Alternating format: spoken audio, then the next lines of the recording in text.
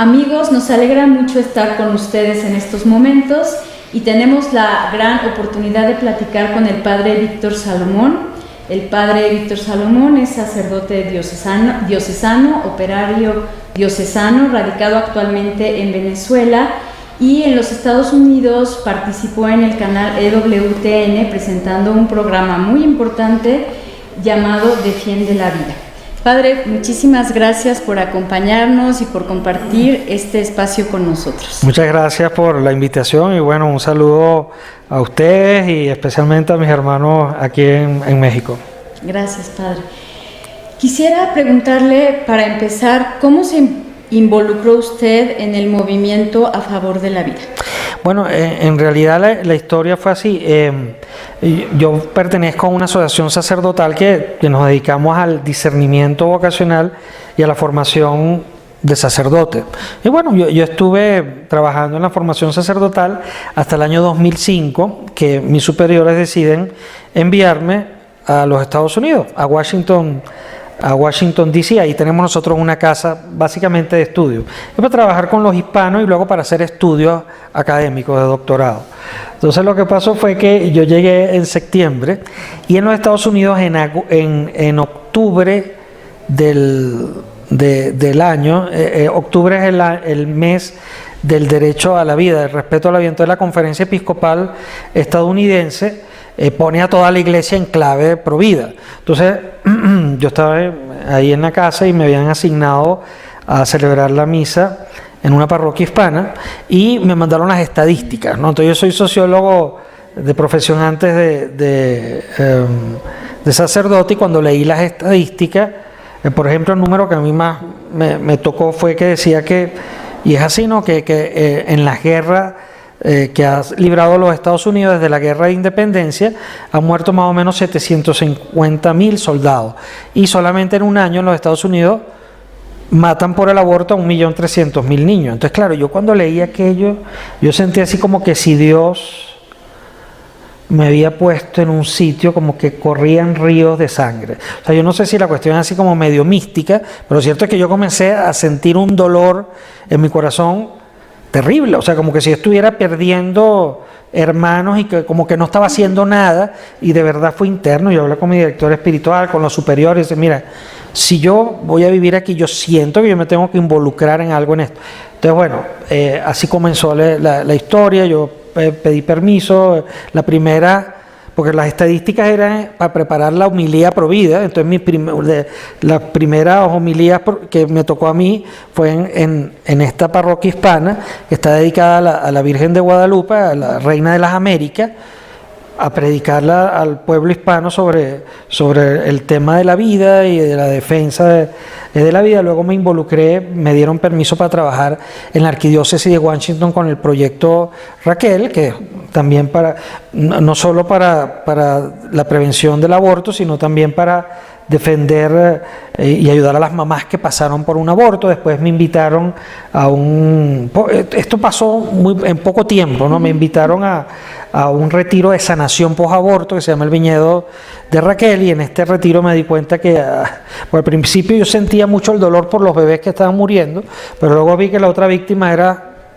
la mamá. Y luego, para hacer la historia que ya se va haciendo un poco larga, más corta, después terminé en EWTN, que es el canal católico más grande del mundo católico. Entonces, bueno, ahí llevando el mensaje pro vida para todo el mundo. Y bueno, y desde entonces, donde Papá Dios me ha puesto, o sea, sobre todo es el sentido de urgencia de seguir diciéndome y diciéndole a los demás hermanos que tenemos que hacer algo por defender la vida. ¿Pero por qué es esto urgente, Padre? Porque, y eso no lo digo yo, lo dice San Juan Pablo II, que ahora es santo, además vino aquí cinco veces a México, por algo será. Yo estoy convencido que es porque aquí está. Es que ustedes los mexicanos tienen algo especial. Yo lo que pasa es que no lo sé como discernir bien todavía. Yo creo que tiene que ver algo con lo azteca también, ¿Aguerridos? Sí, pero para el bien. ¿Ah? O sea, lo aguerrido para la terquedad para el bien. Yo le decía al padre, que tuvimos una entrevista ayer, yo le comentaba que había visto una película que se llamaba 5 de Mayo, que habían sacado los mexicanos a los franceses de acá. Entonces yo decía, eso aguerrido para el mal, o sea, esa cosa fue buena para sacar, pero qué bueno que ese aguerrido, ese ser aguerrido también para sacar al diablo de aquí, al diablo del aborto, al demonio de la brujería, la santería, el narcotráfico y todas esas cosas malas. Pero regresando al tema, es urgente, porque de todas las amenazas que hay a la vida, la principal amenaza es las amenazas cuando estamos en el vientre materno.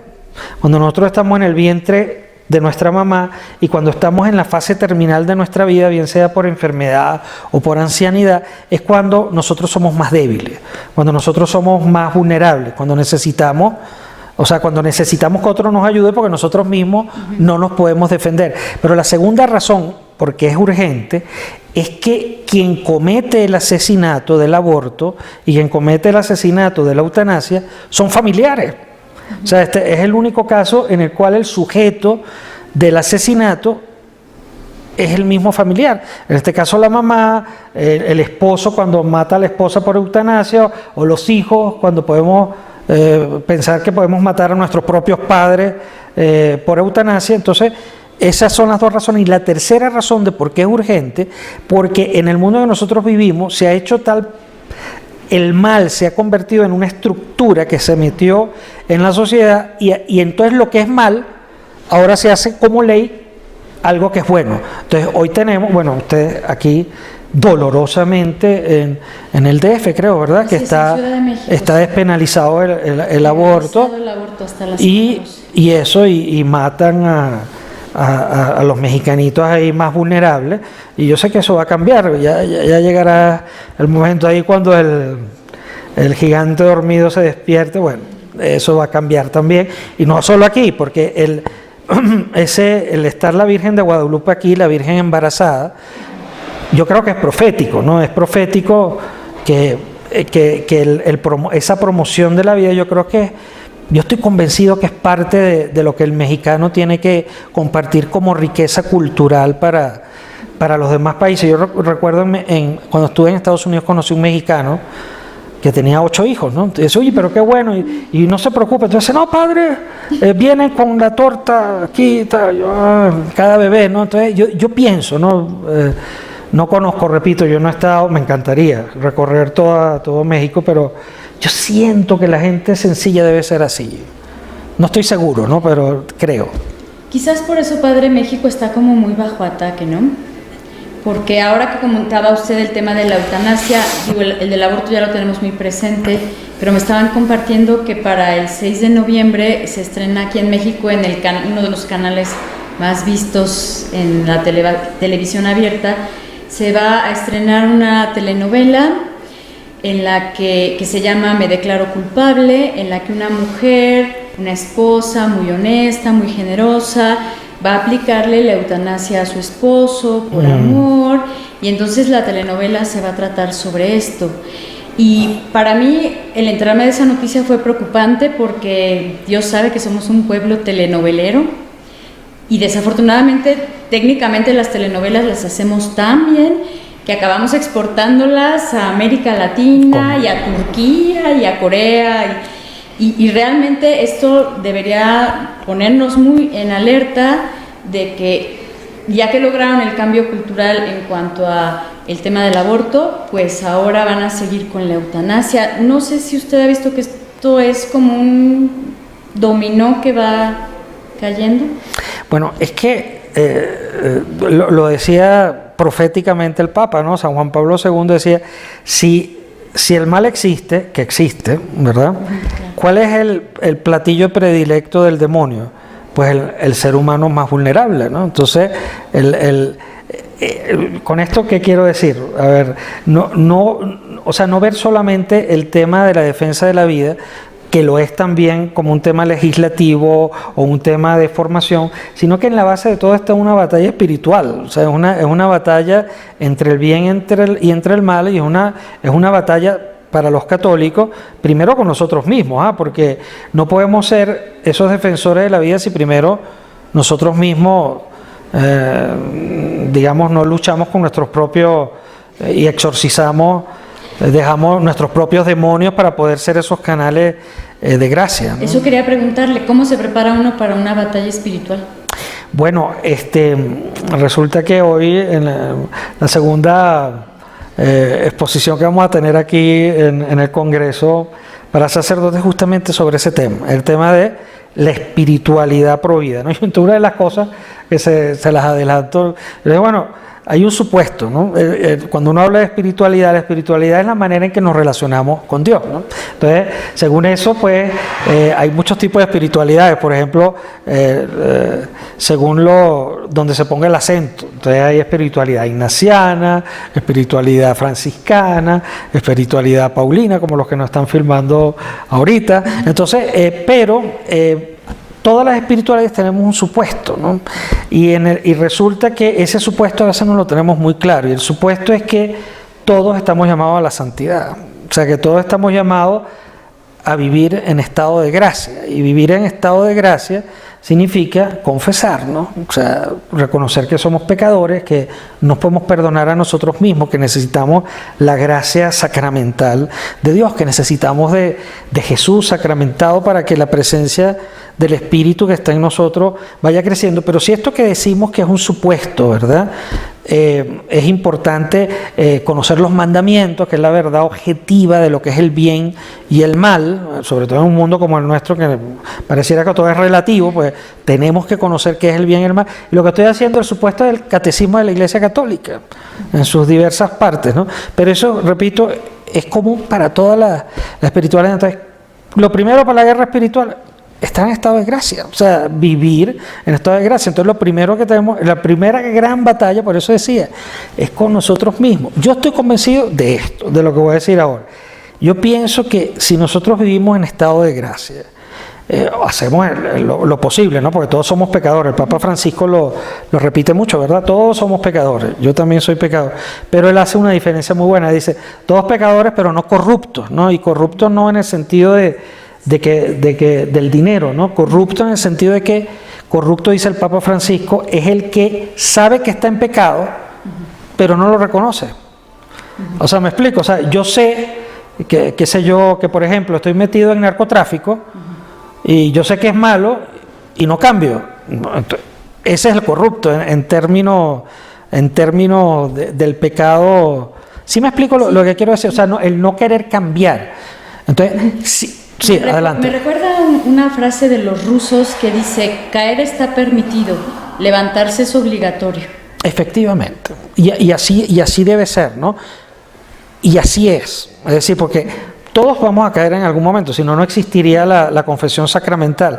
Pero el punto es no quedarse en el piso. ¿Saben? Allá donde yo estoy en Caracas es un barrio muy pobre, ¿no? Yo también celebro la Eucaristía, soy vicario en una parroquia popular que es la más grande de América Latina, se llama Sagrado Corazón de Jesús, tenemos 500.000 feligreses, muy grande.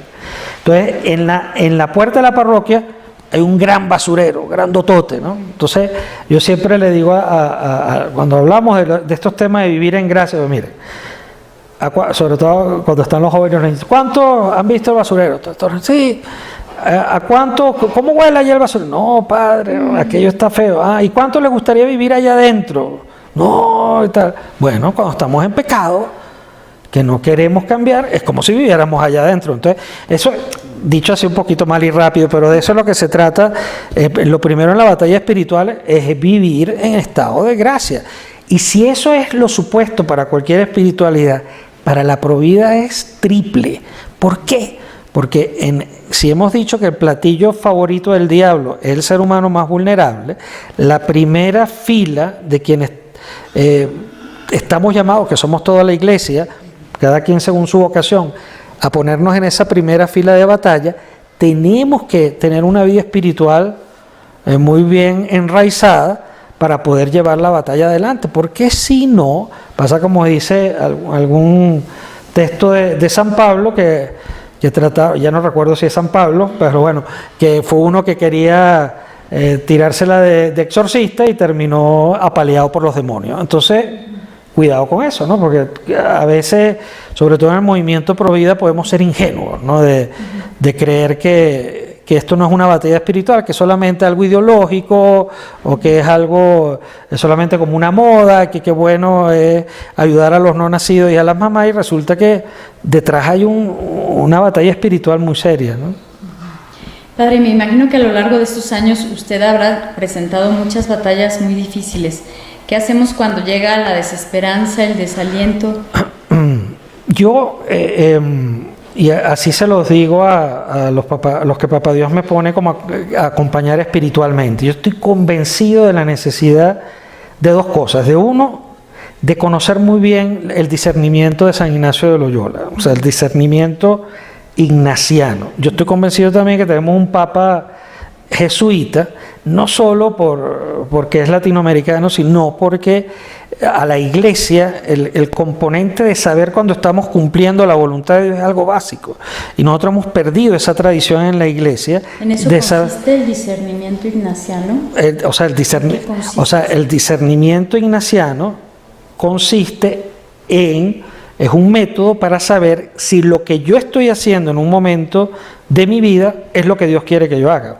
Y eso es básico para todo en la vida. Y lo decía el Papa Francisco en estos días, gracias a Dios, yo me alegré mucho. Dice, bueno, a ver si en los seminarios vamos enseñando a los sacerdotes, porque ustedes comprenderán que si nosotros los seminaristas y los curas no discernimos, ¿y cómo vamos a enseñar a los demás a discernir? Bueno, pero ese es un primer punto que es básico para no estar desesperanzado, porque muchas veces una de las cosas del método ignaciano, lo básico, el corazón del método ignaciano, es que San Ignacio, yo amo a San Ignacio, mi amigo San Ignacio, él dice que nosotros tenemos que vivir consolados, ¿no? Y consolado significa alegres, esperanzados, llenos de Dios, que animamos, tal, porque estamos con el Señor, nos sentimos animados. Entonces él dice que ese es nuestro estado natural y así debemos vivir. Que si nos entra la desolación es como sin sol. Usted me hace un día gris, ¿verdad? Así, todo cabizbajo, desesperanzado. Hay que discernir por qué está pasando eso, ¿no? La mayoría de las veces pasa porque nosotros no estamos haciendo algo bien, o porque no rezamos bien, o porque no estamos en estado de gracia. Entonces uno no puede decir, bueno, yo me siento en desesperanza, pero resulta que hace 3 meses que no me voy a confesar. Pero bueno, claro que te va a entrar desesperanza. Entonces por eso digo lo de los supuestos que no podemos dar por supuesto. Entonces, conocer bien y practicar bien el método ignaciano. Y mi segunda sugerencia es tener un buen director espiritual. O sea, es básico para todo en la vida. Yo soy un convencido que no es solo para los seminaristas y para los sacerdotes. Yo no estoy seguro que lo practiquemos mucho, pero es una necesidad y cada laico debería tener un buen director espiritual. Decía San Juan de la Cruz, un maestro de espiritualidad, él decía que, y esto yo me lo recuerdo con frecuencia, dice que no tener un director espiritual en la vida es como un árbol que da fruto, ¿no? Y que ese fruto bonito no cae en el suelo y llega el diablo y se lo lleva. O sea que uno puede experimentar que está dando fruto, pero puede ser que no sea el que Dios quiere. ¿Me explico? Entonces es muy importante el director espiritual, le ayuda a uno a discernir, sobre todo cuando vienen momentos, porque decíamos que la desolación puede ser por negligencia, pero a veces Dios lo pone en prueba también a uno, ¿no? Entonces hay que conocer, y el director espiritual es que le ayuda a uno a discernir, mira, lo que está pasando ahorita es simplemente una prueba. Bueno, papá Dios quiere que crezcas en tu fe y te puso en ese momento de prueba. Ay, muy bien, padre. Y me imagino que también a lo largo de estos años ha tenido experiencias maravillosas. Cuéntenos alguna. Experiencias maravillosas. Que lo hayan reconfortado, animado, motivado. Bueno, yo creo que una de las que más me ha motivado y reconfortado en los últimos años fue lo que pasó hoy, ¿no? El ver, porque una de las cosas para las cuales Papá Dios me está usando, que es la manera que a mí honestamente me gusta más, porque a mí no me gusta estar mucho en público, o sea, a mí me gusta más es el estar detrás de bambalinas. Entonces, el haber visto, yo nunca había visto el testimonio de Patricia Sandoval, que es una mamá de 3 bebés abortados y es trabajadora de un centro donde matan bebés, ¿no? Fue trabajadora. Fue trabajadora, perdón, exacto, gracias. Pero ya se ha convertido. Exactamente, o sea, Sí. ya ella Regresó a casa. ya se convirtió y está dando ahora testimonio a favor de la vida. Pero yo la he acompañado a ella espiritualmente en su proceso, ¿verdad? Entonces verla, escucharla, o sea, el ver los frutos, porque Papá Dios ha permitido que ella sí vea muchos de los frutos, pues yo me siento, y entonces eso es muy consolador para mí. Si yo me siento, bueno, además que, se los digo, yo fui ordenado un 12 de diciembre, el día de la madre, de mi madre, de nuestra madre, la Virgen de Guadalupe, allá en Venezuela, que no es nuestra patrona, ¿no? Pero bueno, yo pienso que la madrecita a mí me quería para esto. Yo ni siquiera sabía que era la mamá embarazada. Yo me enteré fue cuando me invitaron al viñedo de Raquel, que lo organizaba el centro Tepeyac. Después fue que me enteré que el Tepeyac fue donde apareció la Virgencita cuando vine la primera vez. Que por cierto, celebré la misa allá arriba, una de las primeras misas la celebré con las monjitas. Están todavía las carmelitas descalzas ahí. Bueno, sí, en el monasterio, ahí celebré con ellas. Entonces, yo me siento muy consolado estando en tierra mexicana.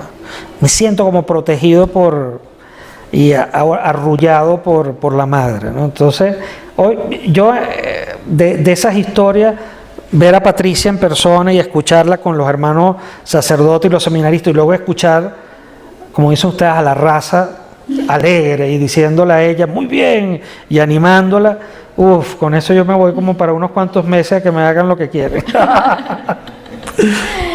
¿Y qué va a hacer ahora? Bueno, ¿Viene ahora, padre? Bueno, yo es que Dios hace lo que quiere con uno, ¿no? O sea, yo desde que yo le dije que sí a lo que Él quisiera, pues Él hace lo que Él quiere. Entonces, no sé, lo que Él quiera, pero ahorita lo más inmediato es que hay un proyecto que trabajamos, como Papá Dios me dio esa posibilidad de conocer mucho el movimiento Pro Vida en los Estados Unidos. Ahí está muy extendido, como tienen una lucha por muchas décadas, y Papá Dios me permitió a mí conocer mucha gente, me permitió también viajar a muchos países y conocer también mucha gente. Yo lo que hice, dije, bueno, ¿qué es lo que pasa a veces? Que la gente no sabe dónde está la información. Entonces lo que se me ocurrió fue trabajar en un proyecto que es una página web que se llama defiendelavida.org, que es como un compendio. O sea, yo lo que hice fue de todo lo que yo conocí, lo puse en orden en un solo sitio. Entonces, en ese solo sitio, por ejemplo, uno dice, oye, que uno le dicen a veces al padre, pero yo no sé qué puedo hacer, ya me sentí movido por esto, por vida, ¿qué hago? Entonces, bueno, ahí en la página hay un sitio para formarse, hay un sitio donde te dice, bueno, no todos servimos para todo, pero todos servimos para algo. ¿Cuáles son los diferentes filones o trabajos que uno puede hacer en el movimiento Pro Vida? Están, por ejemplo, los principales, bueno, a mi juicio, los principales testimonios Pro Vida que mueven mucho el corazón. Ahí está también las principales noticias Pro Vida que se van actualizando. Están los principales páginas web a nivel educativo, o sea, cuando uno se quiere formar a nivel Pro Vida. Luego tienes, por ejemplo, toda una serie de, que yo quisiera escuchar canciones Pro Vida, los principales compositores y cantantes Pro Vida. Padre, pero es que a mí lo que más me gusta, quisiera yo, es la parte preventiva. Bueno, muy bien, mira, ahí están la teología del cuerpo, cómo educar en la castidad. O, por ejemplo, algunas personas, no, padre, pues yo más bien meterme en el debate público. Entonces, unos ejemplos de cómo debatir públicamente no confesional, o sea, con argumentos antropológicos y filosóficos, están ahí en la página web. También está un regalito que yo escribí, una novelita, una cosa muy sencillita que se llama Entrevista a las 3 de la mañana. La primera llamada de Dios, una novelita chiquitica que, por cierto, está publicada por nuestra editorial de los operarios diocesanos aquí en México, y que todavía tiene algunos ejemplares, pero yo la ofrezco gratuitamente en la página a nivel electrónico para los que quieran, y es bien bonito porque les ha tocado el corazón a todo tipo de vocaciones, para la gloria de Dios, una cosa muy sencillita, ¿no? Y bueno, y ahí tienen, como digo, yo lo único que hice fue, por ejemplo, los centros de ayuda a la mujer. ¿Dónde están los centros? Entonces ahí están las páginas de los principales centros de ayuda a la mujer. Ya tuve un aborto, ¿cómo me sano? Los principales retiros para sanarse del aborto. Entonces se los pongo a disposición. Eso es así como cuando uno tiene una biblioteca, ¿no? Que tú sabes que están los libros ahí, y cuando lo necesites, vas y lo consultas. Eso es lo que yo... lo que biblioteca tiene usted un cofre del tesoro. Bueno, es lo que he estado trabajando, ¿no? Está abierto y sin cerradura. Es lo a la disposición. Es para todo aquel que sienta el llamado y dice, ¿y ahora qué hago? Ahí está, ¿no? Entonces, repito, yo lo que hice fue recolectarlo y organizarlo un poquito y ponerlo a disposición de la iglesia. Maravilloso, Padre. Muchísimas gracias por toda esta labor, por su entrega, por su generosidad, porque nos anima, nos alienta a continuar en este trabajo hermoso y nos hace recordar pues de la urgencia de defender la vida de toda persona desde el momento de la concepción hasta la muerte natural. Yo creo que el nuestro es uno de los apostolados más lindos, porque todos, como usted dice, todos podemos hacer algo. Para empezar, todos podemos orar, no importa si hay un pequeñito de 2 años o si tenemos un ancianito de 100, puede poner su oración, sus ofrecimientos al servicio de la vida. Y yo creo que, como nos dice el Padre Víctor Salomón, esta es una lucha urgente en la que debemos trabajar, pero desde ayer, ¿verdad?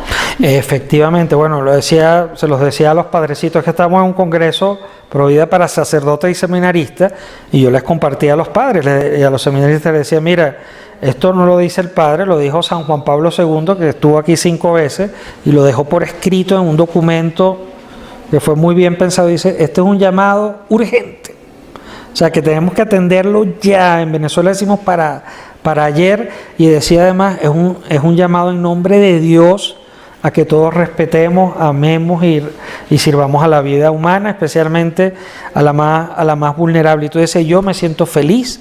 La Madre Teresa de Calcuta decía, entre todos los pobres, el más pobrecito es el no nacido. Entonces, y no hay duda, como decía Patricia también en su testimonio, no hay duda de que estamos atendiendo, sirviendo a Jesús no nacido, porque Él es el que está ahí, Él lo dijo. Lo que hicieron los más pequeñitos, a mí me lo hicieron. Y el más pequeñito, déjame, a ver si lo dejé en el podio. A ver si está aquí. Pepito. Que aparezca. Aquí está. ¿Ves? Entonces trabajar por el más vulnerable, por el más pequeñito. El bebé no nacido, este es un modelito de 10 semanas de gestación. Entonces Jesús está presente también en los bebitos no nacidos, y a Él servimos cuando estamos sirviendo, también presente en las mamás que están con embarazo en crisis. Pues amigos, creo que el Padre Víctor nos ha dejado una enorme tarea con sus palabras, especialmente a los mexicanos.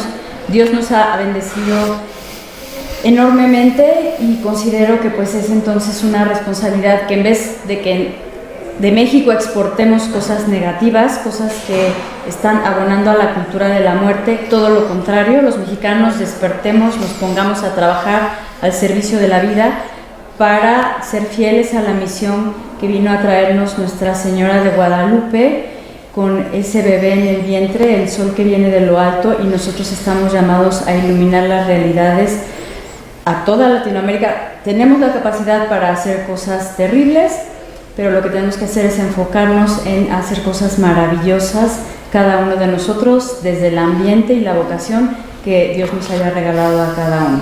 Amigos, los esperamos en nuestra próxima entrevista. Muchas gracias.